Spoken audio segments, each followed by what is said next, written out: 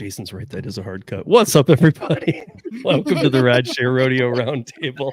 I hate it when Jason's right. Larry knows what I mean. Exactly what you mean. Good evening, everybody. We got Kim's Side Money Plans here tonight. We got Gig Work Mama. And we got Lifting with Larry. And if you guys don't know Larry, you will hear soon. Jason just put it in the comments. Did your internet die too? And he got the compliment. Just oh my goodness. Whammy. You're right, Jason. It's a hard cut. I'm going to work on it. I don't know what to say. But if you guys don't know Larry, you will hear soon. He does the Gig Economy podcast with Jason. They do that on Wednesday nights at 7 p.m. or 8 p.m. Eastern. Is that right? That's correct. 8 p.m. Eastern. Yeah. Yes. I'm in Mountain Time, so I'm always having to figure all this stuff out. So, but also Larry is, we'll get into some of this, but he's very well known on Instagram. We'll give you his handle here in a little bit. So, welcome everybody. Welcome chat. And let's see that some people are popping in. What's up, Traveler? What's up, Thomas Mathis? What's up, Jason? What's up, Tierra? What's up, Bubba Sue? Hi, Traveler. What's up, Christopher Taylor? And everybody else lurking and checking in. That's all right. I'm sure that some are out working. What's up, Jerry? Hi, Ellen. Hey, Eric. Hey, Anthony. Hey, Vanaska. Now all the lurkers are coming in. Hey, Sheila. Hi. They're just waiting. This is the whole show. We're just saying hello all night. Kim, I know that I asked you today, and I know that it's been like hours since it was released, but I know you've been commenting leading up to it, and I know you're positioned well to at least attempt whatever the hell this is going to be. But what do you? Well, I mean, to me, I mean, at a glance, for somebody who's never going to be in, you know me, I'm never going to get above 20%. And I'm not just bashing myself. That's just how it's been since for 4 years. So it's not going to change, especially now. You know, I ride around 14%. So nothing's changing. I'm going to be a bottom feeder. You are positioned well with Doordash. And I'm just curious, like, so far, what do you think? Because I know that obviously, and we know this, all the metrics get harder. Yeah. So, okay. So it started, 2 days? And I think we're in the third day, but I don't want to even call it the third day just because it didn't roll out until like 3:00-ish in the afternoon for me. And it was rolling out late across the country that I know of. For a lot of people, I think we were all expecting to like wake up on Tuesday and bam, it was ready. And we woke up and I'm like, I'm still in Diamond Program. And it was like the anticipation throughout the day, like, when's it going to come? When's it going to come? And then I actually called support because I was getting questions, you know, YouTube wise, and also from people messaging me. And I'm like, I don't know. So I called support. Yeah, they had no clue either. They didn't even know what the rewards program was. But at the same breath, they're like, hold off until later on in the afternoon. I'm like, but you just told me you didn't really know what the rewards program was. Anyway, so they were no help. So I only got maybe 2 orders in the very first day, maybe 3. So yesterday I worked the entire day and I purposely did all Doordash. I didn't multi-app. I literally did a whole Doordash day. Today I multi-apped. I feel like, and I was telling you today, I feel like it's too new. Like, I really want to embrace it, I guess is the right word to do. Just because, you know, to me, it's very similar to what I had, at least first glance. But I work in like multiple zones. I just don't work in one area anymore. So I don't know how it's going to perform in different zones by day. Like, there's a lot to, at least in my opinion, figure out at this point. So give me a week, give me a month. We'll see kind of what it brings. Did I make my goal yesterday? Yes. Did I make my goal today? I guess, yes. But I guess my real question is, I mean, okay, whatever they're doing, DoorDash is not giving you more, no matter what you're doing. They're not giving you more money out of their pocket, and you can't make customers give more. So it's not like, hey, we have this new program for our drivers. You should all tip more. That's just not, the money's the same. I don't know. I'll say I don't know yet. I don't know what the perks are. I don't know how it's going to affect it. Like I said, from first glance, I made my goal. So to me, that's all I'm out here to do. I'm out here to make money, whatever tier I'm in. I'm in platinum. I mean, did I? But the same goal you had before the tier program. Yeah, I mean, nothing's really changed. I mean, did I decline a couple times? Yes. Do I still have a high AR? Yes. I mean, the one thing I find it really challenging, or there's a problem, at least in my opinion, and this could be based on my market, I don't know, but everybody who was a top dasher the month prior has platinum for the first 7 days. So you now have all these drivers who still have the Dash Now feature. So there's still a lot of drivers being able to just go on whenever they want because they gifted platinum for 7 days. So until they kind of weed down the people who aren't going to maintain that 70% or more, it's going to, in my opinion, it might be a little challenging for the next couple of days. But then what? So what's up with Top Dasher? It's gone. It's gone. Yeah, completely. It doesn't exist anymore. So how do you get on all the time? I have to maintain 70% or greater in order to keep the Dash Now feature. In order to be on the large order program, in order to Dash Now whenever I want, like you have to maintain, like that's the thing. Like you have to maintain for 30 days, 70% or greater. Meaning you can't dip below it. No. Once you dip, from what I know, once you dip below that 70%, you have to wait another 30 days in order to get back into the platinum. Oh, that's hard. See, to me, that's just such a bigger step again to employ. Yeah. And I know all these, I mean, we dog on all these apps, but it really is. They're selling your telematics. They're selling all your information. People in New York who need to make some money, or if it's not busy enough, even on a scheduled dash because of the new minimum wage law, they get kicked off. They don't even get to work. Here's my thing with it all. If you are a dasher like myself, who is used to maintaining, like I always maintain a high acceptance rate. If you're used to maintaining, like this just is no big deal. It's the same thing you've been doing all along. But for those who don't maintain and are trying to maintain a platinum level, it could be a little overwhelming because you have to completely change your mindset of what you do on DoorDash. And I think once you change your mindset, you can achieve anything if you want to achieve the platinum level. But I think that's where a lot of drivers might, have challenges. Like if I change my mindset, I could reach 20%. Not gonna happen. I think I don't believe it. I said this, I think, on my Tuesday live. I can't remember when I said this, but this is what I said. I think we're so used to pandemic times where money came to us, right? Like it was so easy to make money because it just flooded into our phones and we can pick away because there were that many orders to do. Now we're back to pre-pandemic times, post-pandemic times. And now we actually, I hate to say, we have to work in order to achieve a lot of the things that you want to achieve as a driver, whether it's multi-apping, DoorDash, whatever apps you want to do. Like you actually have to put the work in. It's not just going to come to you any longer. At least that's my opinion. Did you see? I want to bring up Scrabble's comment here because she's actually talking about dipping that 1%. No, but originally it was order to order. It wasn't like a 30-day thing.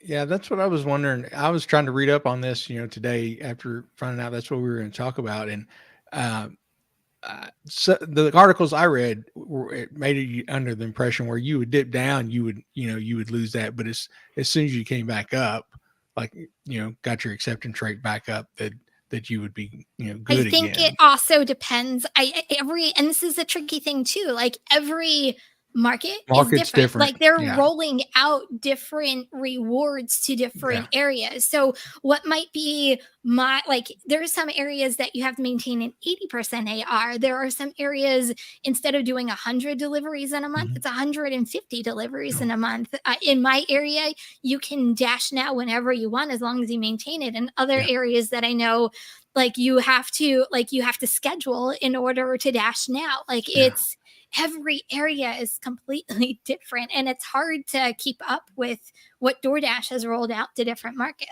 Yeah. But I think that's how they like it too. Yeah, because you can't compare, because you know, you can't If be I as call up united. Larry in Bowling Green, I'm like, yo, Larry, what's going on with your DoorDash market? And he's like, oh, this. And I'm like, man, that's not what's going on here. And it it's great here. Yeah, it's all good here. Everything's fine. But next town they over. They never wanted us to compare. Yeah. No, they don't want us to be united. They don't want to be united on anything. So they keep it. I think that's very intentional to keep things different. It's just like in the same market in rideshare, we see different bonuses every driver. I mean, different offers every week. Even different signups. Yeah, I mean, there's times when like I will have talked to somebody who's like, we don't even have a sign up bonus right now, and then I'll see here that if I can get somebody to do 250 rides in 30 days, that they get 1,600, and so do I, or something. Yeah. But then somebody else has $0 bonus. Zero. Yeah. Or you have two drivers sitting right next to each other, and you'll get an offer from Lyft, and one guy will decline it, and the other guy will get the same offer, and it'll be a different price. Yeah. And not always higher. No, and one thing I've always kind of found weird. Have you ever seen people do Cheyenne or Larry, Kim? Have you ever seen people do those like 10 phones out challenges where they like have a bunch of phones like all trying to get DoorDash orders? They're all on, they're next to each other. Here's my problem with those. I've never seen one where they're all the same phone. That makes a complete difference, because we know that the iOS processes faster than the Android.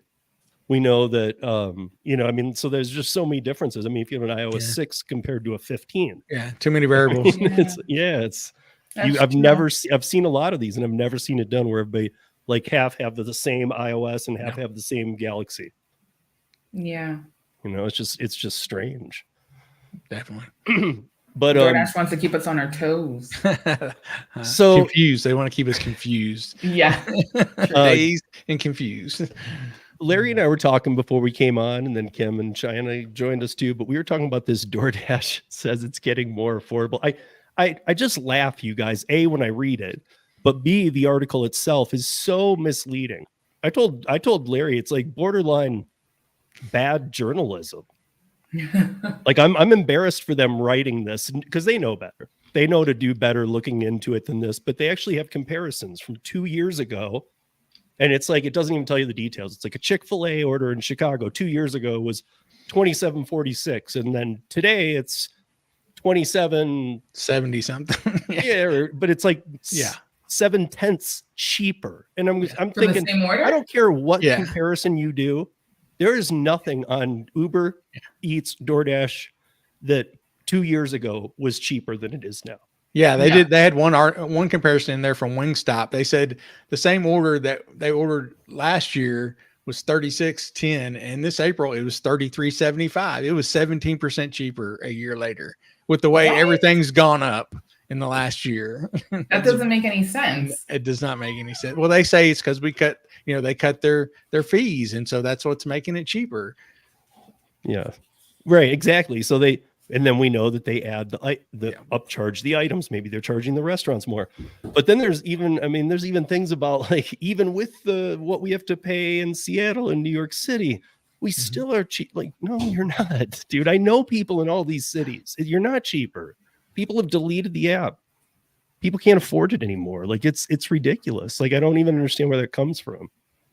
Yeah, that's really weird. That's a weird comparison that they did, because I was just having a discussion about this with a few friends, and we were talking about, with the economy the way that it is, have you changed any of your habits as far as food, groceries, deliveries? And everybody said that they no longer do Uber Eats and DoorDash because they can't afford it. Everyone, not one person said, I still order. It's ridiculously priced. Yeah. Yeah. Yeah, I believe it. I mean, they even say in here that the Wingstop order, would cost, if you ordered it from the restaurant itself, it would be 47% cheaper than if you had it delivered. Yeah. I think the people who do order on a lot of these platforms order for the convenience. That's all that, like, they're just too lazy to go out and get their own food. And that's how 100%. DoorDash is monopolizing on the people that they do have on their platform. So one point that go ahead, I heard today, I was listening to this training completely unrelated to gig work. And it was a business owner, and he was talking about, that he outsources pretty much everything because he thinks about what his earnings per hour would be versus him actually doing the task. And that's the one category that I feel like Uber Eats and DoorDash is actually, and Instacart and all that, is actually a positive for them, because it's true. If you have someone that, makes $100,000 a year, they're not going out to do their grocery shopping. They can get someone from Instacart, pay them $20 and get them to do that. Because at the same time, they could be on a sales call and making however much thousands of dollars, right? Mm-hmm. So I feel like for that market, it's worth it. And this is why I think the apps would never go anywhere. But a lot of people cannot afford it, and they're still trying to see how they can afford it. They're still doing it. They're still, putting the credit cards and then dealing with it afterwards, which is kind of sad to see. Yeah. And you have this generation, or at least, a small section of this generation who grew up during COVID or came into their teens in COVID, and they're used to delivering everything. They work from home, they get their groceries delivered, they get their food delivered. They don't go they don't have to go anywhere. And some of them don't want to ever, they just want to stay at home. They socialize, they play their online games, they chat with their friends on there, they video conference, and they can't afford it, but they're going to find a way. They'll cut other things before they'll cut their food delivery. Oh yeah. Want to hear something crazy? So supposedly DoorDash, from what I heard, DoorDash and Uber Eats are a little cheaper when it comes to ordering groceries because they run tons of promos for a lot, because they're getting people to get on the platform to do grocery shopping. Yeah. So with that being said, though, I did an order, a shop and pay for DoorDash the other night, one item, and it was formula. It said that the customer, and it was like, and I get it because my daughter was on something similar, like probably one of the most highest paying formulas there is out there. It was in the store. It was $67, I think, like $99 for like a container of formula. You know how like DoorDash shows you the price that the customer is paying? They were getting it on DoorDash for $75.99. What? And then the fees, and then the fees and the taxes and the crazy to me. Like that, first of all, formula is ridiculously priced regardless. But can you imagine adding more money on top of that to get formula? I mean, I guess. What if it's like a single mom, like juggling 9 kids though, and she just it's a good possibility. But my God, that's an incredible. That's a ridiculous markup. Well, so then you got to wonder what happens when they do all this EBT stuff. Mm-hmm. Or when they're working with these SNAP programs and stuff. It's like, wait, what? So how are they getting their? Are they using their SNAP benefits for the upcharged item price? I'm assuming. Well, I would hope whoever like set up the deal would say you can't. It was set up by Instacart and so, I wouldn't assume anything.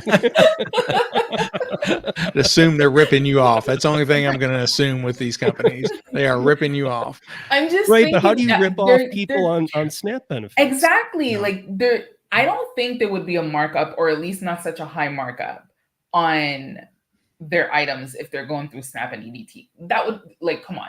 That would be very interesting to test and see. Oh, I mean, man, that would be I can say this: they're not doing it out of the goodness of their heart. No. I mean, period. So the state might be subsidizing. Right. I don't know. They're going to get kickback somehow. I mean, it's like, I'm sure you guys are all familiar with this. It's happened for years. There's been, I don't know about your areas, but in my area, everywhere I go these days, even when I'm using a credit card and like if I'm going through a drive-through or anything like that, they're like, do you want to round it up for charity? You guys better know this. Always say no. I always say no. Because it's supposed to, a lot of the employees don't even know what they're saying. They're just told to say it. But honestly, that's, if every one of us does that in a day, that's a donation they make for a tax write-off from that company. So they're taking, you know, if it's like, hey, it's 34 or 33, you want to round up to 35? No. Yeah. Donate that money yourself to something you care about. Don't. I just especially on a credit card. That's crazy. Like, so it was one thing when it was cash, but. Sorry, I just had a thought, and I know it just popped in my head. So I'm sorry, this is totally random. But I'm gonna go back to Doordash because it literally just popped into my head. You know, we were talking, what was it, a couple weeks ago about the large order program and it not being there. The thing is, it's still there, and I think a lot of people or drivers are confusing catering and large order program. A large order program just isn't about catering, which a lot of times people associate because that's what they're getting. But there are still large orders that are on the Doordash platform. It's not like it used to be. It's a little different. I just wanted to bring that up. That's it. Okay, moving on. So before we do move on to the next thing, I wanted to mention something I talked about on my audio podcast because I almost forgot I did forget to put it in this rundown tonight, but over in Europe right now, and I think Kim, you'll remember this, because we talked about this with Uber Eats way before any migrant illegal account issues that got where they've gotten to. But over in Europe right now, they're fighting for, you know, we're always fighting here for better pay and all this crap, and we're striking and things that don't work. Over there right now, they're fighting to make it so that you can't let other people use your account. Remember this? Yeah. If you have an Uber Eats account, you can subcontract that out. Yeah. That's in the terms of service. You can subcontract out your Uber Eats account to somebody else that you haven't background checked. Yeah. So to me, okay, there are a lot of illegal accounts, and there are the, you know, the migrant issues and people who aren't supposed to be working and all this, that, and the other. But even over there, they're fighting for the fact of, hey, wait a minute, you can't just but I'm an independent contractor though. And they're saying, well, but you can't sub out your account on these platforms. Why? Because a TOS box said so. If I'm an independent, they're pushing that same thing I try and push sometimes of, if I'm an independent if I'm an independent contractor, then this. And they're saying that it doesn't matter if they change it. So there's a big issue right now with the fact of they're actually having migrant issues as well.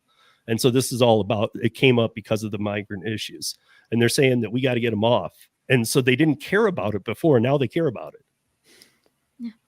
And just real quick, Red said that she got an email welcoming her to the large order program. So it's still there.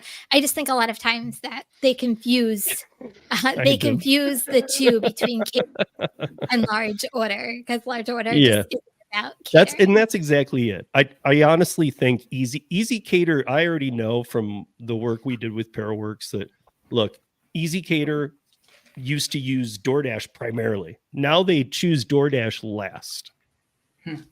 They try and get it all out to all these other catering companies first. And that's the main feed for large order programs. So there's not really a large order program. It's more like large dinner orders, no catering. Right? Am I saying that right?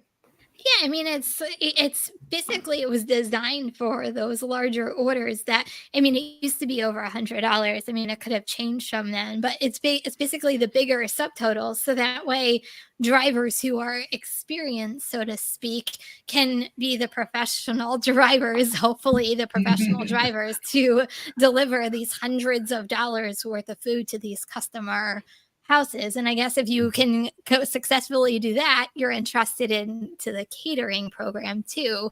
Well, that's a whole different story because setups, blah, blah, blah. But yeah. I mean, it's interesting because I know people are still in it. I know in Red saying she just got into it. I mean, I know it still exists, that they call it that, but like you were saying about pandemic times, Kim. Yeah. And then the last couple of years, there's been a real catering program. Yeah. But now there's not a real catering program anymore. No. Yeah. I mean, there's just not, you know, it's nobody wants to. I mean, bottom line is if you're Easy Cater or whatever, wouldn't you rather work with Delivered or Deliver That than DoorDash? Yes. I would, you know, Just based off of the drivers. Yes. based off everybody. Cause I mean, these are real. First of all, DoorDash is not a catering platform. Mm-mm. So most people aren't prepared with catering bags, even if they say they are, they're not. No. Not enough sometimes of what a true catering order could be. And also, just real quick, I forgot to say this too. I did call support because people were asking me once they got to platinum, how do you enter in your catering bag? I don't know that piece, but I did call support because I was already on the large order program to see if I needed to resubmit my bags, and they said I did not need to resubmit my bags because I was already on the large order program. They already had my pictures, so I was good to go. So if you are new to platinum, you might want to call support just to see what pictures they need because they already had all my information. Yeah. I mean, I see in here Eric Berry said anyone can order a large order through DoorDash, right? But most of DoorDash catering was coming from Easy Cater, more than 80% of it. But now it's more merchant driven. It's not even Easy Cater. Yeah. Like, so now catering is like the merchant partners that DoorDash has. So it's, Chipotle, Panera, like the corporate partners that DoorDash actually has with them. So people are actually ordering through, whatever Panera, Chipotle, whatever, and then it gets dispersed. So they have that direct partnership with all those corporate partnerships. Yeah. I think that Easy Cater just feels better too with people that they know are here to do catering, not this, where did I just see it? Thomas said it says CDR catering bag required. Yeah, we know that. But I mean, a lot of DoorDashers will still take that order even if they don't have one. I know this. It'd be like the pizza orders. But before it was, I don't know, because obviously this is new, so I don't know the new program. But before, you just had to bypass it if you didn't have your catering bag. Like the only thing you had to do is hit, I didn't have a catering bag. And then the only thing, there was a message that popped up and said, well, next time, make sure you have it. Like, and then you just proceeded with the order. Like, what good does that do? That's the whole entire point of being on the program is you had the bags in order to accommodate large orders. Now this customer who ordered $200-$300 worth of food is going to get some cold food because they don't have the bags to do it. If they get it at all. Sometimes in the mix up in the mess, they end up canceling an hour later, and then it's been on somebody unassigned it and all kinds of things. It's again, they're not a catering app. They're a food platform that never really did much else. I mean, I know they do the shop and pays and this and that and the other, but which I think is pretty crazy that after all these years. By the way, before I move into this, tomorrow's my son's last day of school. Ever. Yay! Congratulations! Congrats. Very cool. So whatever happened with that loan thing? What's that? Oh, we had to do it. You have to do it. You have to do it. That's crazy. Can't graduate unless you do it. So when's graduation? A week from Saturday. Proud papa. Very cool. Yeah, I have one graduating Saturday as well. Oh, really? Congratulations! This Saturday? Congrats! Yes, this Saturday. Oh, Max is a week from Saturday.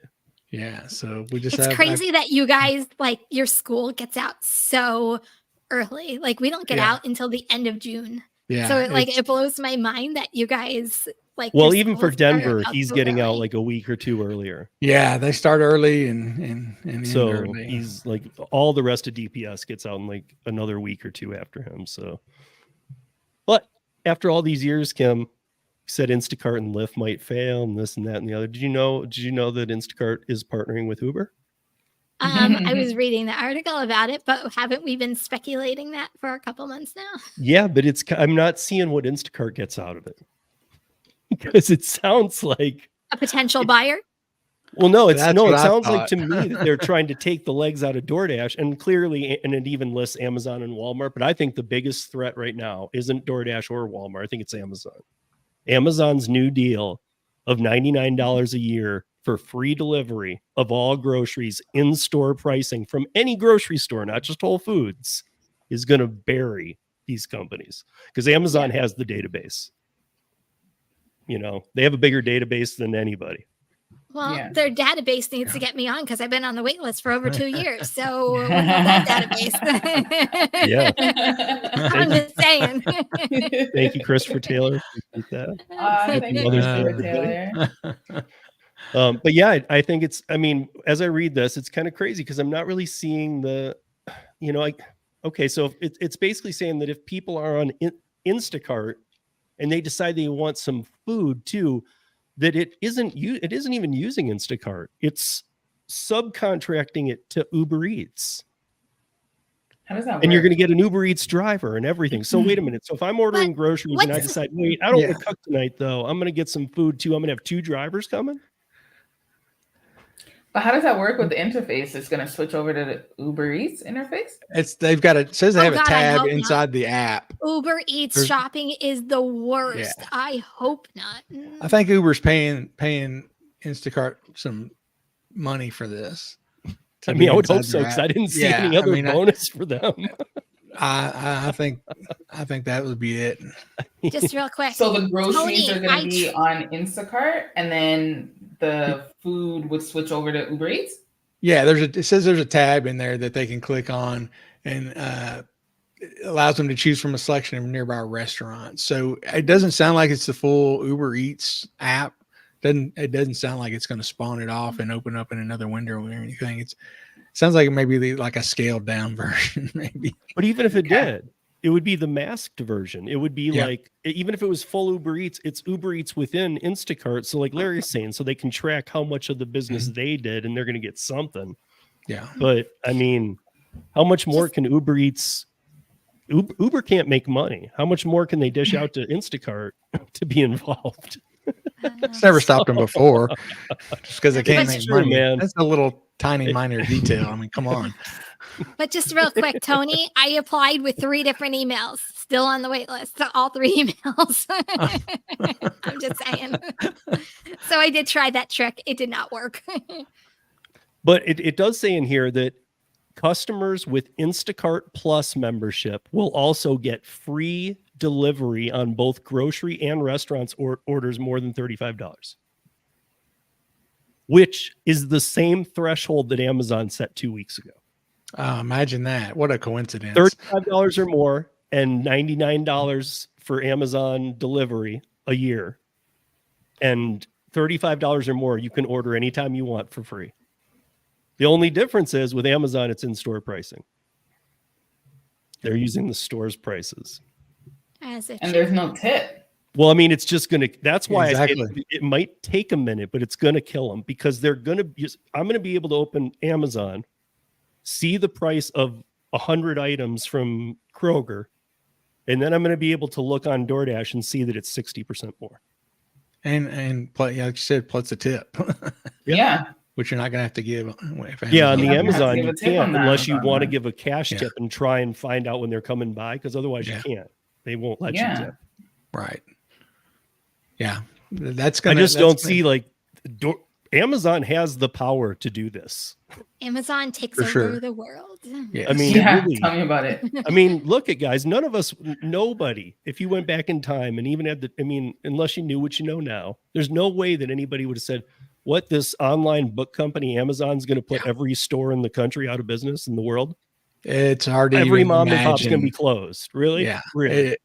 I remember Amazon. I remember browsing Amazon on a text-based browser. Yeah, because it started off as just books. as a bookstore. Yeah, bookstore. Yeah. But to me, that's just crazy because I think that they have the database. I think they have the power. I think they have the muscle to do it. It might not happen overnight, but I think that it's going to be a big threat. And they have the money to let it be, do it at a loss for as long as they think it's going to, take to Well, according to make you, it Larry, they can successful. all do it at a loss.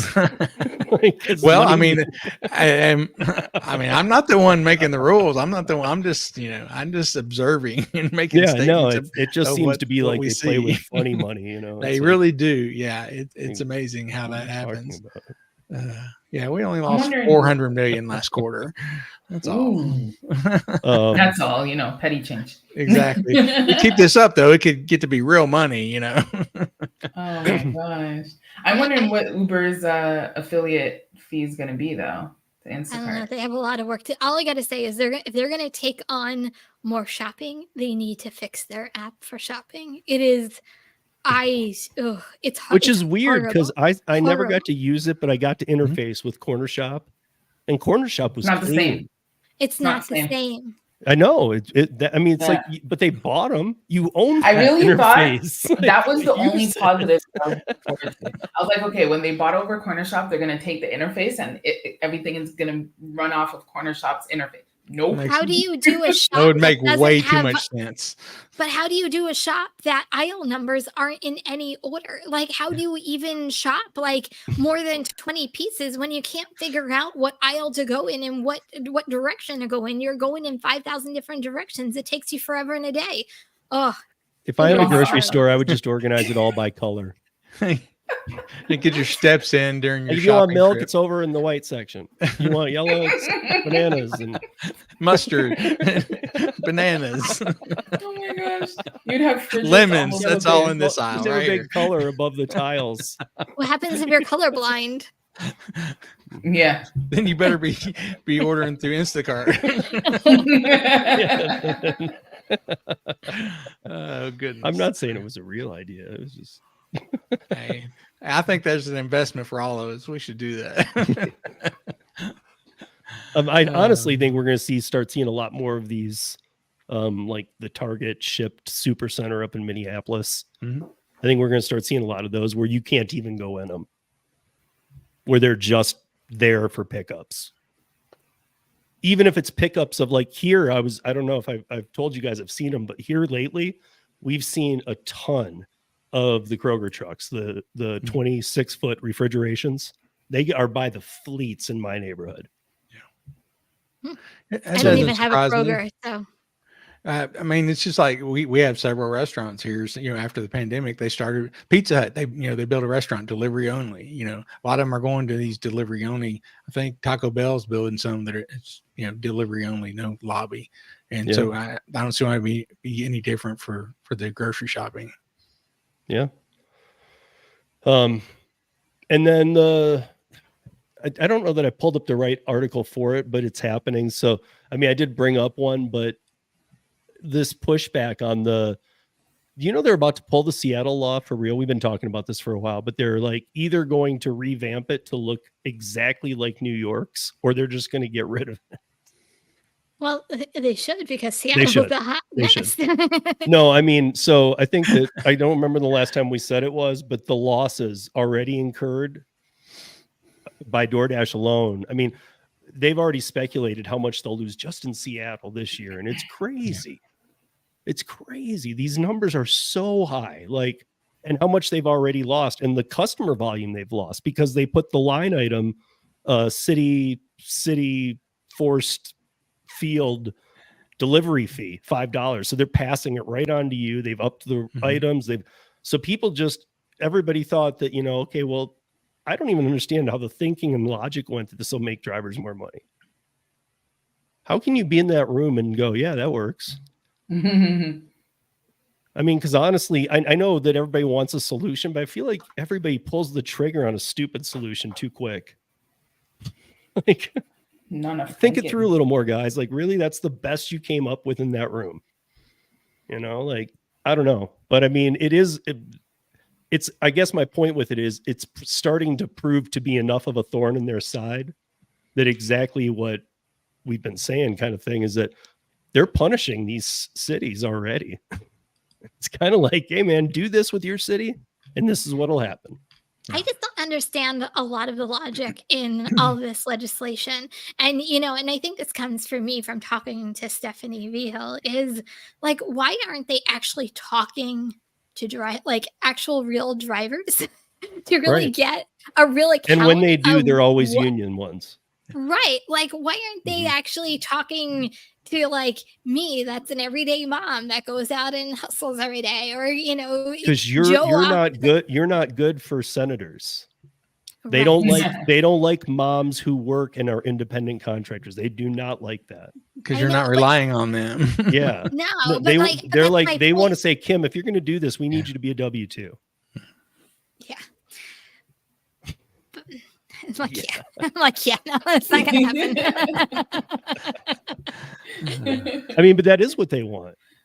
I know, but it just like, to me, logically, you would think you would, I don't know, just talk to regular people who do this day in and day out to really understand the magnification of something like Seattle would have on an entire city. Like, we all called it as soon as this rolled out, like on the roundtable, we were just like, yeah, Seattle's gonna be a hot mess. Nope, it's not gonna work. Nope. Like, we laid out everything and we called it before it even rolled out, and here we are, we're talking about it again. If they would have just listened to us, Yeah. I think would have avoided I think with a city like Seattle, they also want less vehicles on the road. They're all about electric, and so to them, I think they kind of even knew this is going to mean less dashers. They just didn't outright say it. They knew that. They're not that stupid. There's a couple people on that board who know this is going to mean less drivers because it's going to mean less customers. But I think they just don't want 7,000 cars sitting around the city all night, idle, watching YouTube, waiting for orders. You know what I mean? It's like, I don't even know. I didn't just drop the F-bomb. I didn't say that. I thought I heard it too. I'll have to go back. I wasn't going to mention no. I didn't say the F-bomb. No, you didn't say F-bomb. You I didn't even say that. All right, we're taking bets. Did Kim say it or not? No. No, Kim, your vote doesn't count. Oh, goodness. So, Larry, I think that we've been talking about. I think you guys have been talking about it too, about this Uber teen. And for those that don't know, I had Larry on my podcast in February of 2021. Yeah. I mean, that's how long it was, like my 40th episode. Like it's just crazy having him. I mean, I've been in touch with him since, but it's funny having him back here now because it feels like no time's passed almost at all, and yet a ton's passed. For sure. But I know you guys have been talking about this, and I know that you do a lot of rideshare, a lot still. And you do it in a college town. Yeah. So that's why I wanted to put up his Instagram link here as well, guys. So I'm going to run our banner here, and after all the ats, which are YouTube, you'll see one that says Instagram Lifting with Larry. If you go check it out, one thing about Larry's page, and you're all going to love it, is that every picture he's got like 72 girls in the car every time. Like college girls, like waving and smiling and like always. They know Larry. They literally know Larry in Bowling Green, Kentucky. It is funny. Bowling Green's small enough, and we're 70,000 population, probably 18,000 college students there at Western Kentucky University. And yeah, we're small enough that I have some of these people a lot. And once the Instagram I have a very, I would consider very small following, but it's very localized to mostly the university students. And so they do know me. So Thursday is a big party. Thursdays are big party nights for Western.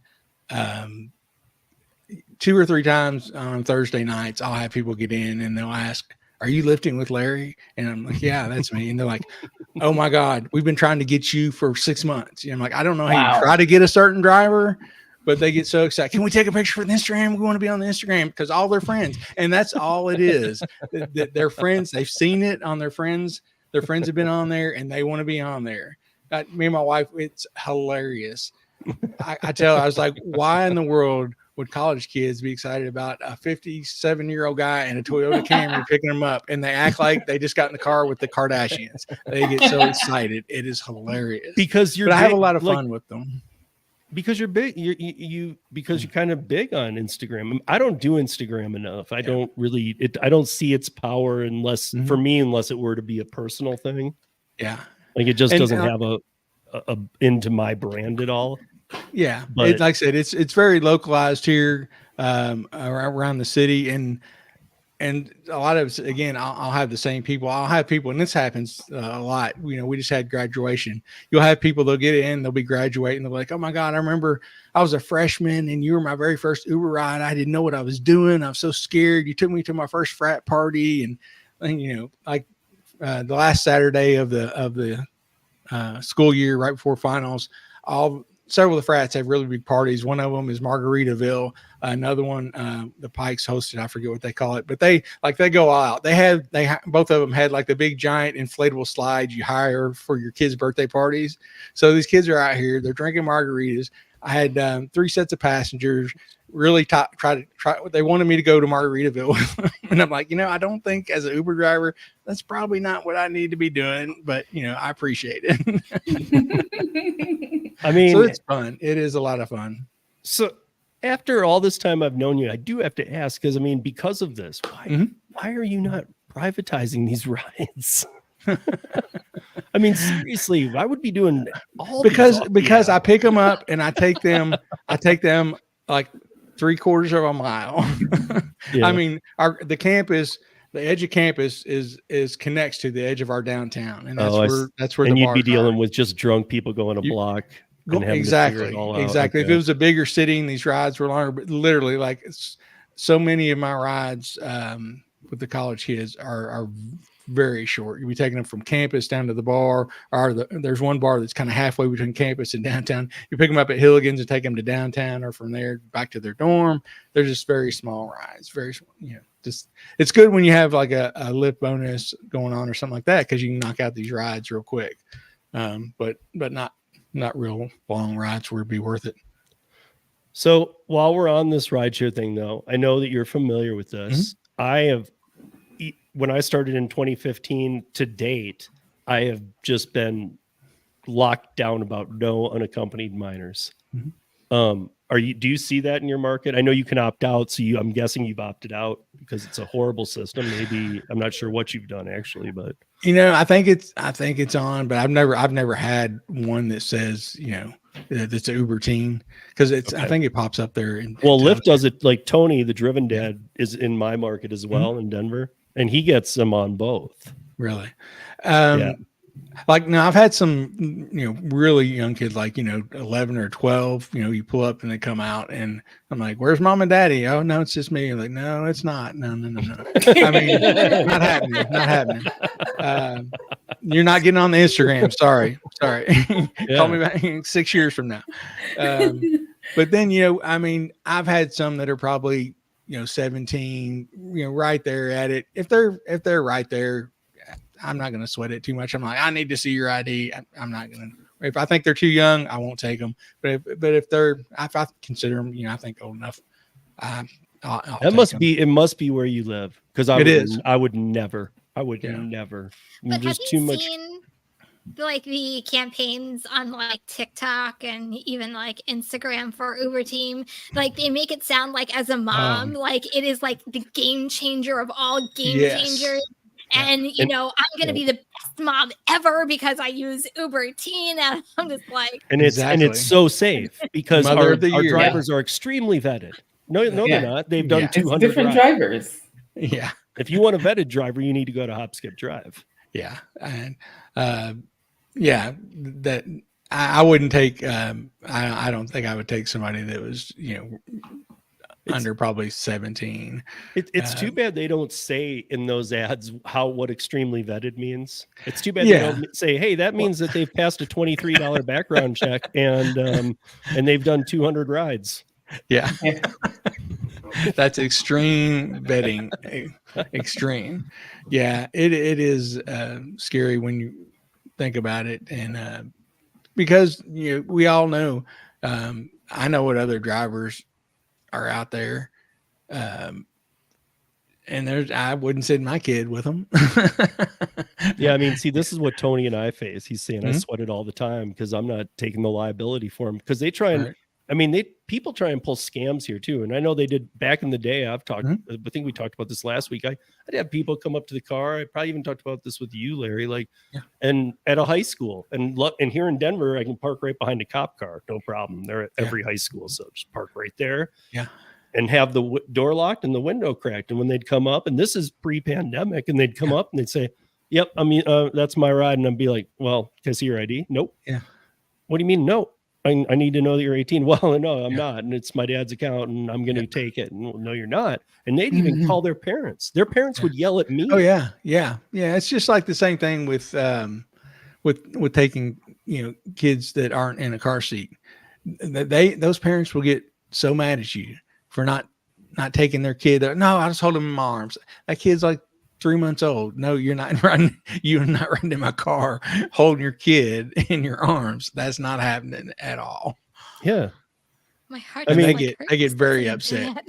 They will, I mean, that's will that's get like great. when Larry and I grew up. I mean, we didn't have car seats. We were laying in the back window. You'd be like falling on the floor. And so that's probably where all the studies came from, that they were very needed, in fact. Very much right in the back of the pickup trucks and everything else. Yeah. So one thing I noticed with the Uber Teen, because you remember when we were talking about it last week and we showed that video, when you look at, so when you go into Instagram and you put Uber Teen, obviously the most popular reels are going to pop up, and a lot of the faces, I recognize them because it's like the big parent accounts. And when you look at the caption, Uber is sponsoring these because they all have their promo codes where they're going to get the affiliate, and it gives them, like, let's say $15 off if you spend more than 40 or whatever the case might be. But every single one of these content creators have their affiliate code in. But Uber is like on TikTok. Uber, the company, is running Uber Teen ads. Yes. Yeah. There's also creators, like you're saying. You'll see people, and I don't even know if some of them even have promo links. They're just doing it for the views on TikTok, I think. But they're going, hey, and they either like it or dislike it. And there's two sides, just like it always. But Uber itself is running ads. Yeah. Oh yeah. I've seen several Uber ads. I mean, my view on it's that because with summer coming up, and with volume the way it is, they just don't care. No unaccompanied minors ever, with all the changes they've went through since 2009 went out the window when they saw that kids weren't buying as many cars. And hey, this is the next generation. Let's just get them while they're teenagers. Wait, I thought we were never going to do that. Like, never. Yeah. Well, that was then. This is now. Right. Yeah. It's a different. They're like, world. Get with the program, Steve. Come on. Got to keep up, man. Got to keep up. But then here we go. And I mean, this is not the first one. We knew about the phone being thrown out of the car. We knew about all these other ones. Like, now there's a 17-year-old that was drunk that got raped. Yeah. In a lift. Yeah. And that is scary. And I have riders. I give dad talks to them all the time. Yeah. I give dad talks to them all the time. Whether they remember it the next day, who knows? But even this week, Thursday night, picked up a passenger. She was at her boyfriend's house. She graduated that day. She said we were talking. She's like, yeah, it's been such a long week. I passed all my finals. I'm exhausted. And so it's like a 22-minute ride because she lived out in the boonies of Warren County. So it was actually a long ride for once. And 4 minutes into the ride, I look back. She is head tilted all the way back, her mouth's open. She is out. I mean, out. And I don't know. I'm going, is she tired? Did she fall asleep? Is she drunk and passed out? Did she OD? You don't know. And I mean, you really don't. Because I've had one that I took a couple years ago, and I had to call EMT. She would not wake up. Because you can't, I'm not going to touch a female passenger. If it's a guy, I'll shake him. I'm not touching a female passenger. Do you carry Narcan? I do. But yeah, she would not wake. I set off my car alarm. This girl didn't wake up. The fireman came, did a sternum rub on her. She didn't wake up. they had to put smelling salts on her nose for like 30 seconds before she even stirred. My Then she was not real goodness. cooperative with the police, so she ended up spending the night in the pokey. But this girl the other night, you know, So productive. we're going and she's starting to lean a little bit, and we're on these back country roads that are just curvy, and I go around this right curve and I look in my mirror and there she goes, man. She just boom, she is flat in my back seat. So we get to her, I'm assuming it's her parents' house because it's like 5,000 square feet, huge, beautiful house. I go, miss, we're here. And so she starts stirring. So I'm like, thank God she's going to wake up. And she wakes up and I'm like, I was a little worried about you. I didn't know if you passed out or, OD'd or what's going on. She's like, no, I'm okay. She's like, but man, he is going to be really pissed. And I'm like, who's going to be pissed? She's like, my boyfriend called an Uber driver to drive me home, and that driver is going to be pissed. And I'm like, Kyler, I just drove you home. I'm your Uber driver. And she's like, huh?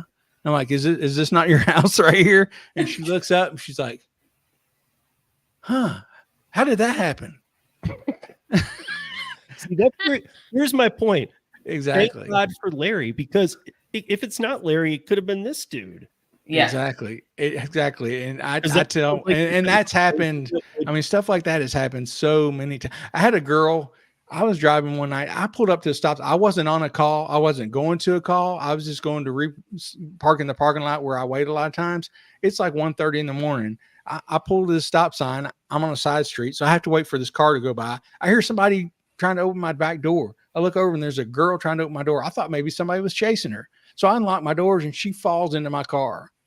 Falls in there, and I'm trying to talk to her, and you cannot understand her. She is so drunk, and she just got in my car. She would have gotten to whatever car pulled up there. She hadn't called an Uber. She didn't know nothing. I finally managed to get from her after about 5 minutes. I got her to tell me what dorm she lived in, and so I took her to her dorm and make sure she got in okay. But stuff like that happens. Scares me too. Do these people not have friends? That's sorry. what Whenever we went out, we always had friends. Like you never leave your girl. That's alone. another do big they not story. use a buddy system anymore. Designated. No, here's what happened. These they days, have a buddy system. They have a buddy Finding. system to get the girl to the Uber. That is it.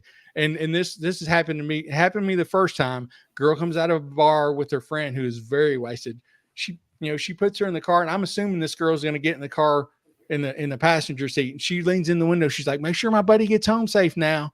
And after that happened the first time, I'm like, no. You get in here. Look, we're going 3 minutes down the road. You get in here and ride with her. Make sure that she doesn't get sick in my car, and make sure you don't know who I am. I know I'm a good guy, but you don't know I'm a good guy.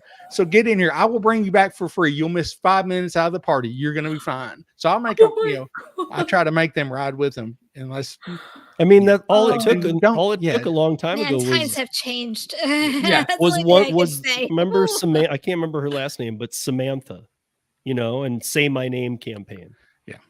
I mean, like all it took was one rich, privileged college girl. I don't remember where she was, South Carolina, North Carolina, something in there, getting drunk. And all of a sudden everybody's like, wait, this is a big deal. And I'm like, it happens every day. Every day. Come on. Every day. It is enough. Yes, I feel bad for your daughter, but enough. Don't make this everything. Like this is the first time it's ever happened. No. Yeah. No. I'm telling you, I feel like, and I've said this before, like they need to do a high school course, even like senior year, of life lessons. Yes. Right? Like sure. simple things, like stuff like this, still balancing your checking account, like how to tip Uber drivers. Like they need to have like a life lesson course on just everything. So it's funny you said that, Kim, because Max is like, I don't know what his last class is tomorrow, but one of the classes he took this semester was financial planning, and it's pretty cool. It was a pretty cool class, and I was talking to him about things, and I was like, you would never go into a restaurant and not tip, because I've taught him to tip, right? And he's like, no. He's like, but I do get a pass till I'm like 19. I was like, where the hell did that come from? I was like, I was like, you get no pass. What? Like, no, I don't even understand. I didn't even, it was one of those illogical things. And he's very smart. So I was like, what are you talking Where did that about? come from? Yeah. You're like, who raised you? Yeah. Which of your dumb friends told you this? Exactly. But yeah, you do want them to learn things. I mean, I thought they have a big thing at the beginning of every semester where they set up all the tables for different organizations and businesses around the city. And I really would like to set up a table there and just to give them tips on being safe when they take rideshare. Just the simple things. Make sure it's the right driver. Make sure it's the right car. Make sure it's the right license plate. Y'all have all that. Y'all can make sure that it's it's who it's supposed to be and it's the right car before you get in that car. Don't send your friend out. Don't bring her out and stuff her in the car and say, make sure my friend gets home safe, because you don't know that driver. It's funny though. Like I think back to like my college days, and I'm probably going to date myself. Like there wasn't a thing called like Uber. It was called a designated driver. Like there wasn't like all this technology that like you actually had friends that cared about you. Like it just baffles my brain that we've come into this era that like people just don't take care of people. Like they don't. Humanity gone. Yeah. Really, I mean, don't. because probably also because her girlfriend that's calling for the drunk girl is sitting outside waiting for Larry, and she's like, God, I want to get back in there and have another drink. I'm sick of this. Yeah, and I'm finally getting rid of her so I can go talk to cute Dave who's like, sitting over in the corner waiting for me. Wait, Larry's all, I don't even know any of you. Yeah. Exactly. It is. This is how little you care about your friend. I talked to my daughter. I've talked to all our kids, but especially our daughters about that stuff. Don't always stay together. Always make sure you know what's going on. Make sure one of you stays sober all the time. Yes, that too. It's one thing to have a few drinks, but don't get drunk that you don't know what's happening and where you're at, and you can't even tell me what your name is. No. And it's scary. It really is. I mean, I grew up in a college town too in Michigan, and I got to say, like, in Michigan, maybe it's a little bit different than here in Colorado, but because nobody does this. I know it's a different time too, but no matter where we were, we'd walk, even if it was a hell of a long walk. Yeah, no one does that anymore. It was to get sober too. Yeah, you walk like 6 miles. You walk up. Yeah. No, I tell people, I was like, I can tell when mommy and daddy's paying the Uber bill, because you wouldn't be taking this 0.4 mile Uber trip if you were paying the bill. When it's 75 degrees and it's nice out. Sometimes as college kids, you were too broke to take a cab, right? Like you spent all your money on going to this party. You had to or walk. going to get you had to walk because you didn't have any money. If you want to go to the party, you're going to walk. A cab. And in Michigan, I'm going to admit something here. I used to, I mean, I didn't all the time, but I've hitchhiked. Yeah. Oh, I've hitchhiked several times. I would never out here or in today's world anywhere probably, but like, I don't know, maybe out here it was different then, but something about the Midwest, I don't know. People just do it a lot. It's kind of common. Sure. Yeah, not in New Jersey. Not in Montreal. No, yeah, I've been to New Jersey, but not drunk either. Like I've hitchhiked to work. Hitchhike in New Jersey. Yeah, I wouldn't do that. I've hitchhiked to work, like because I'm going down one road for 5 miles in Michigan, and it's like I got to get to work. It was a different time back then. We were blissfully ignorant back then. I've never done that.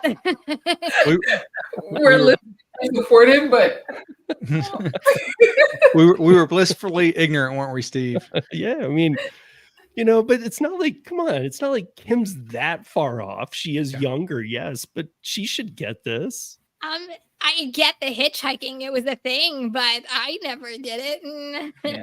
Yeah. Like I said, in college days, you walked. Like if it was on campus, you went to a party on campus, you walked. Like everywhere you went, you just walked. Like I mean, now there's postings on, and I guess there's even weirder ones, but there's postings on what is it, Craigslist? Like, I need to get to Utah, and they're just going to jump in a car with whoever because they got to get to Utah. Do what you got to do. Right? We'll help with gas. Yeah. What? Are you serious? Wow. There's an app. There's an app called Hitch. No joke. That is all for this. It's digital hitchhiking. That's so Really? And dangerous. oddly, Tremaine Hayhoe's movie is the app in the movie is called Hitch before Hitch existed. Wow. He had it before Hitch. Oh man. Yeah, I mean, think about I forget what the website's called. I don't know if it was couch surfing or something like that. But these people that not making any money, you just put out, hey, I've got an extra room. If somebody's coming through, they need to stay. There's no contract. There's nothing in writing. You're just letting some strange person stay in your house. It's like, True. not happening. Yeah. But I mean, these crazy things are happening. And I mean, they've happened forever, even to the non-teenagers. But I just feel like there's some people who will definitely take advantage of teens left and right for whatever reason. For I sure. don't know what the sickness in people's heads is with teens. People are ridiculously sick. They're Yeah. gross. But I mean, there's so many of them too. Yeah. Like maybe they wouldn't take advantage of you, Kim, or somebody else. 'Cause we're older. But if it's a teenager, they're something clicks. It's like, what, dude? Right. why Yeah. you They know that a lot of the teenagers are not going to, they'll bow down to authority. They're not going to speak out. They're not going to resist. Exactly. And a lot of times they know they might not even tell anybody, the way somebody else who is grown and knows what's going on would do. So, yeah, it's sad, but Yeah. So, yeah, I mean, so I don't know, you guys. I'm all about turning it off, and I'm trying to even. I know a lot of you have kids, so I don't know if any of you use Uber or whatnot, but please, if I'm guessing anybody even working in the food delivery space or anything, please hear me on this. Do not let your teenagers download Uber Teen just because you can track the phone. We've already seen cases where the kid missing and they're tracking the phone and they track it to a street corner where it was thrown out the window. Yeah. So, okay, now the kid's gone and good luck. Like that means nothing. The driver knows to get rid of that phone. I don't know. There's just too many horrible things out in the world. I mean, human trafficking. There's just so many. What will be the norm when your daughter gets of age, Kim? That's scary. It's scary. I'm telling you. Scary. It's I'm like flying cars. And we talk about, what do they say? The bigger the kid, the bigger the problem. Like the older the kid, the older the bigger the problems. They say. Yeah. That's true.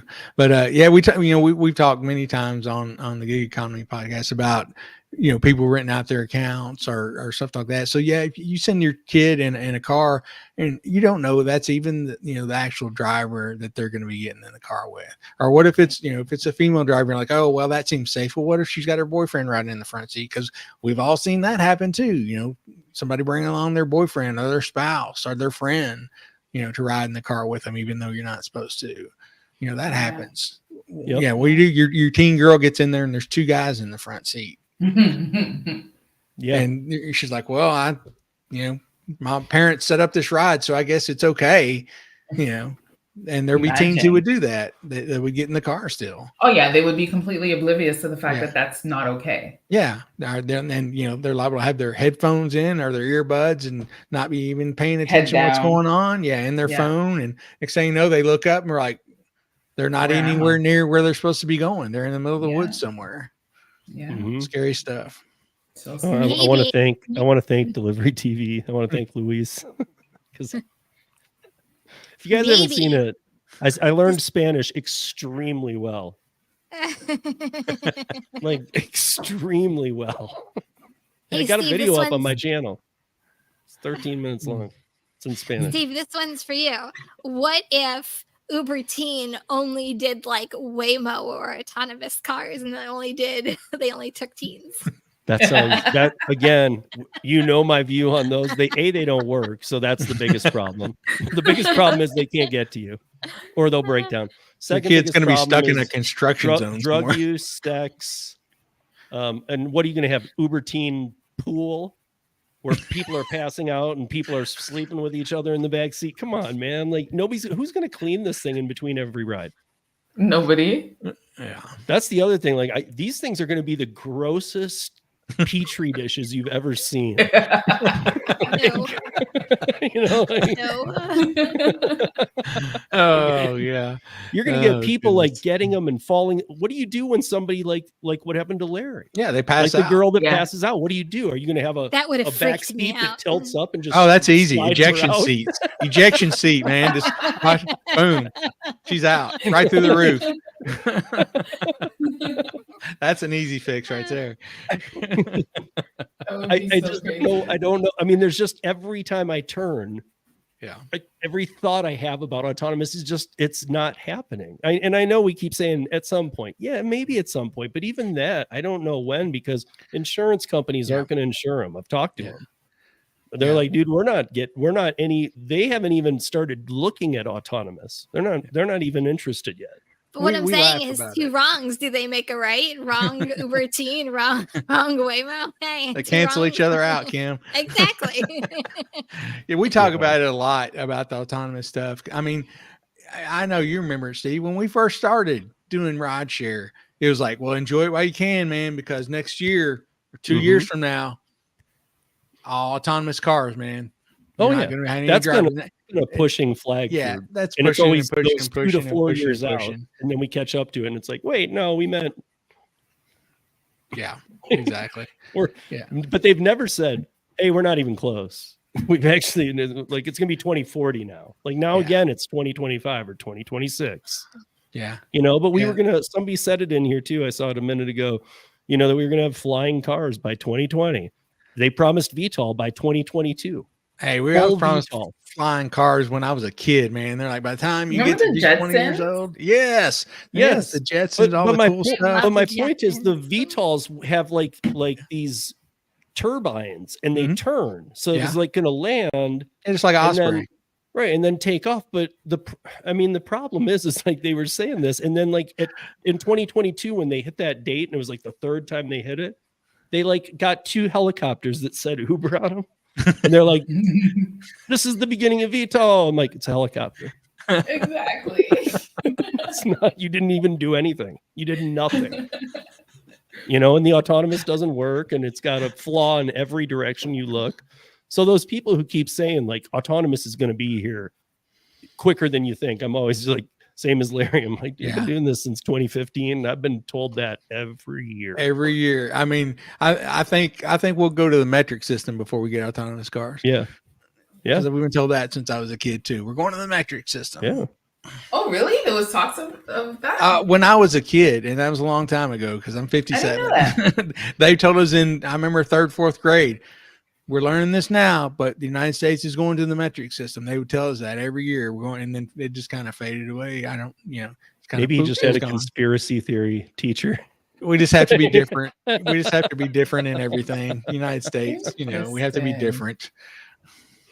So I gotta ask you while we have you here, Larry, because we've talked about this. So Minnesota, yeah, I know you guys have talked about it too. Ad There's an nauseam. article out today, and honestly, one of the things that is concerning to me now, well, at the same time, we all want to see it play out, but again, Minneapolis, Minnesota, don't think I'm hating on you. I feel bad that it's happening to you in your state, but it needs to play out somewhere.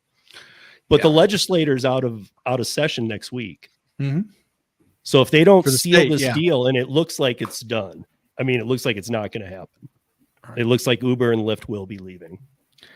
Yeah, because they're talking about the whole state now, not just Minneapolis. The whole state of Minnesota. At first, it was just it was just a Minneapolis thing. Then the whole state got involved, and I feel bad for them too. I mean, there are people I know that do rely on this for one reason or another. They've had a DUI, or they've never gotten a driver's license, or they're medically incapable of driving.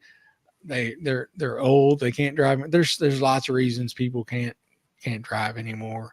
And the rideshare has just become a way for them to get around. I know here I do a fair amount of insurance rides, picking up people at the clinic or hospital and taking them home or to their appointments and stuff like that. And it just goes through Lyft or goes through Uber.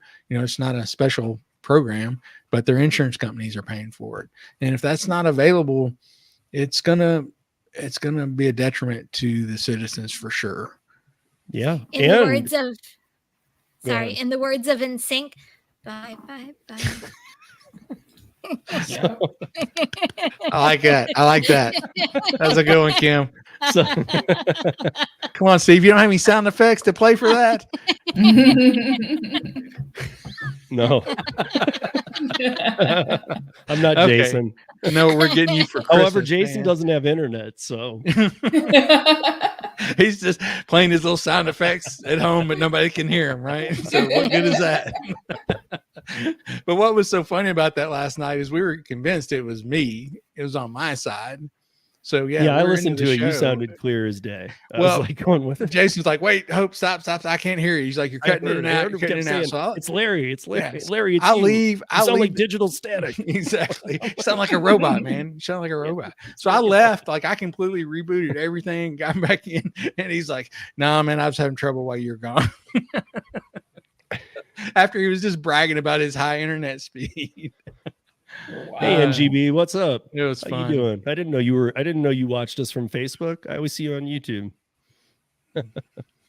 So right on.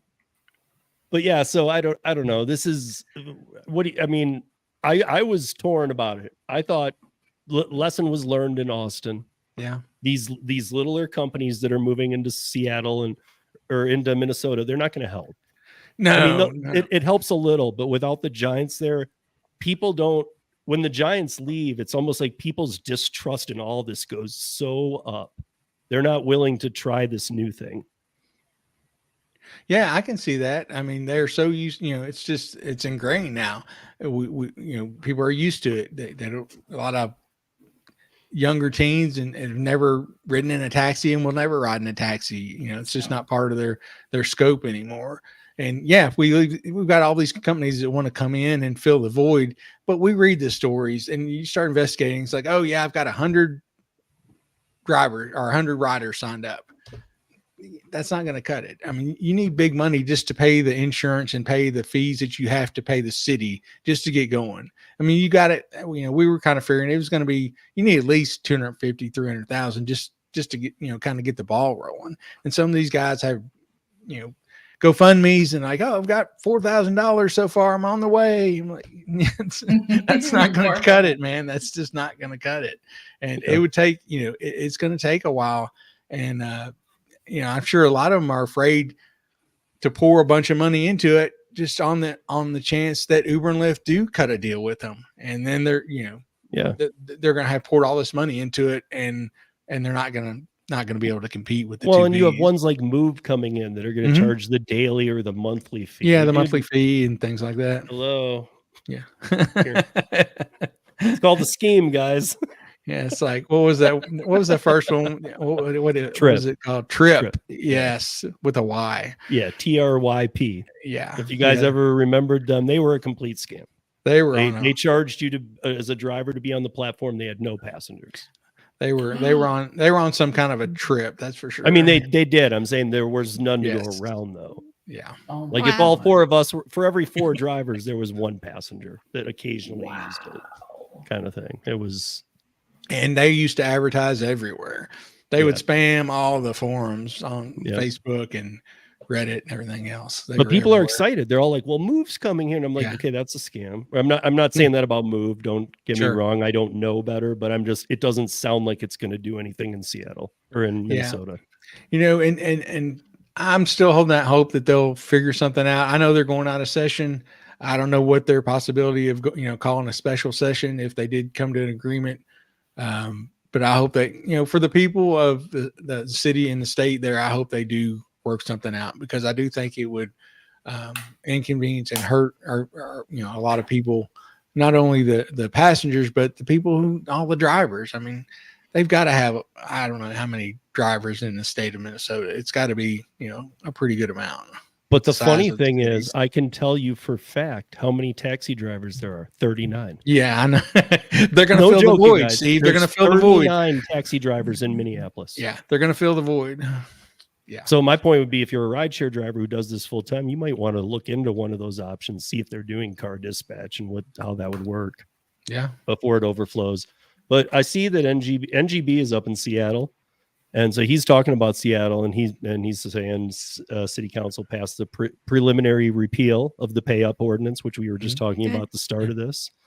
And he's saying, think the law will withstand the full council vote. I don't think the law will withstand. I think the law will be repealed for sure, because it's killing the businesses, and the businesses, no matter how the city council wants to vote, they have to vote with the businesses. Yeah, I was reading that article and they were talking about how WrestleMania 41, they'd already almost promised they were coming to that area, and they ended up going somewhere else. That's a lot of people. I mean, and that's just going to be the first of things. Yeah, that's just one event, and all the hotels and event venues and things like that. It's going to hurt them. Yeah. Because if you don't have people, that can take these people from the airport to their hotels and around while they're there, because they're used to that. People like not having to rent a car unless they want to. Yeah. So now what is he saying here? That Seattle was lucrative before the law. If I'm being honest and I'm fair, hopefully they don't throttle us in the other direction. I would think they're throttling you more now than they would be if they repeal it. Because if they repeal it, it goes back to just being able to be active or work it. But now they would need to throttle you because there aren't as many customers. So the volume's down. And I mean, we already know this. The restaurant money that's been lost in Seattle is millions this year to date. So they're able to track that. Yeah, the first 4 months, I mean, year to year, they're down like millions of dollars. So the restaurants are getting pissed, and they're pissed about it because they send the line item to the user, all that kind of stuff. So yeah, I don't know. I was trying to see what you thought. I honestly think without a miracle, and I don't know that one's coming this time. I think they might try and replay Austin. I think they're going to leave. Because now that it became a whole state thing too, I think that was a real turmoil for them. Mm-hmm. They got the Twin Cities and they got the rural, and they had all these different rates. Now it's just one rate for the whole state, and they're like, forget it, we're done. You guys are, because I think it was a sign of bad faith. Like, why are we even here negotiating with you if you're going to now make it a rate for and it was only like 17 cents less than the original amount. So now the rural areas went up and it went down 17 cents in the city. So really it just stayed the same. Yeah. But I don't know. I think they're going to leave. This article is pretty scathing. You got to, it's not like too ruthless, but you got to read between the lines. And I think that what they're asking for is, and again, guys, I'm always on the side of drivers. I'm not trying to be a jerk, but I think what they're asking for is way too much. And I'm not, I would love to not defend the company. You know what I mean? So, yeah, we're going to wrap this up. Let's see. Okay. We got through everything there, I guess. And I got my son's last day tomorrow, and we got, so let me jump over here, because I had something on Dara that I was going to ask Cheyenne. And so just, I guess, real quick, let me just ask you this, so Dara now, because of the earnings loss that they just declared for Uber, is saying that it's because people work from home. Basically. Yeah, I saw that. So what do you, just curious what you think of that, because you have Uber up there too. What do you think? Yeah. So come on, guys. We don't have enough logistics that we can't. Honestly, the whole working from home thing, I don't think that's anything that's going to cause any issues, because if people are working from home, they're not cooking anyways. So they need to still get food. Like, if I delivered during the daytime, whenever my boyfriend was on vacation and I delivered during the day, I would deliver to houses, but it's like, leave it at the door, and you would see them with their headset on, and they'll come to the door, they'll pick it up, and they'll go back. So it's not the fact that people are working from home or not. If they're working from home, or if they're in the office, if they don't have a lunch, they don't have a lunch.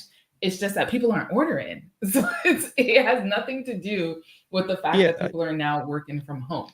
I just found it even more funny that that's even his comment, though. Like, this is what you came up with after the earnings call. Like, you didn't even think of that 6 months ago. Hey, we're noticing that people your are markup at home in more. your fee ridiculous. Change it. Exactly. Yeah. That's exactly what it's called. You know, It has nothing to do and with so the anybody location from of where Uber, people are Lyft, working. DoorDash, any of that watching this potentially, just know you're not fooling anybody. We are all on like these articles that say that the prices are down. No, they're not. And we're all No, they're aware not. of it. So Yeah. stop with your dumb articles. They're not fooling anybody anymore. In fact, they're pissing people off. So Yeah. that's a wrap for the week. Thank you, panelists. Thank you, everybody, for watching live or on the replay. See you back here next week. Until then, be safe, earn smart, and do not be a dick. Happy Mother's Day. Drive a mile out of the way.